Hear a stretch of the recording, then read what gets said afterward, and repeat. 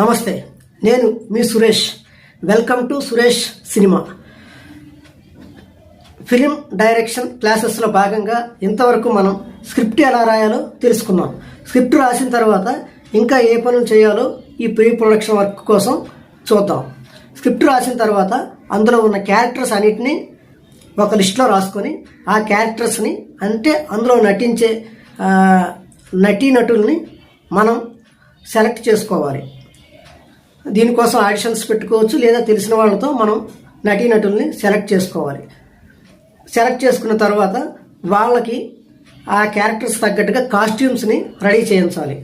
తర్వాత స్క్రిప్ట్లో మనకి పాటలు ఎక్కడెక్కడ వస్తున్నాయో వాటిని గుర్తించి మ్యూజిక్ డైరెక్టర్ని అలాగే లిరిక్ రైటర్ని తీసుకొచ్చి వాళ్ళ సహాయంతో మ్యూజిక్తో మనం పాటలు రాయించి మ్యూజిక్ని ముందే ప్రిపేర్ చేయాలి. సో లిరిక్స్ అనేవి మనమైనా రాసుకోవచ్చు, లేకపోతే లిరిక్స్కి సెపరేట్గా స్పెసిఫిక్ రైటర్స్ ఉంటారు కాబట్టి వాళ్ళతో రాయించవచ్చు.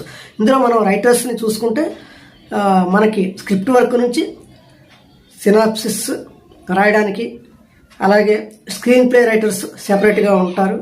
డైలాగ్స్ కూడా అది ఒక సినిమాటిక్గా ఉండాలి కాబట్టి అది కూడా రాయించుకోవచ్చు.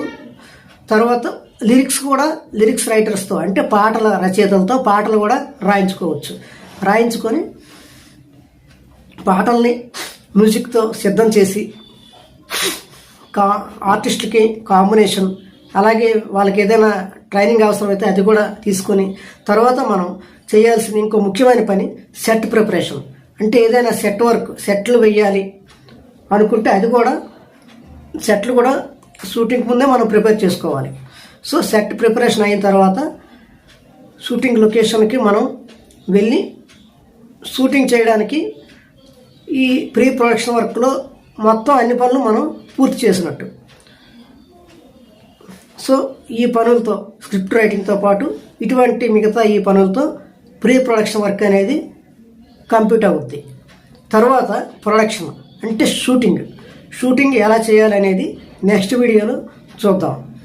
ఇంతవరకు మీకు ప్రీ ప్రొడక్షన్ అంటే ఏమిటో దాని గురించి కొన్ని వివరాలు తెలుసుకున్నారని నేను వాటి గురించి చెప్పానని అనుకుంటున్నాను. సో ఇంక ఇందులో ఏమైనా డౌట్లు ఉంటే కామెంట్ రూపంలో చెప్పండి. అలాగే నెక్స్ట్ వీడియోలో షూటింగ్ ఎలా చేయాలి అనేది థియరీ అయిన తర్వాత ప్రాక్టికల్గా కూడా వీడియో రూపంలో మీకు నేను అందించే ప్రయత్నం చేస్తాను.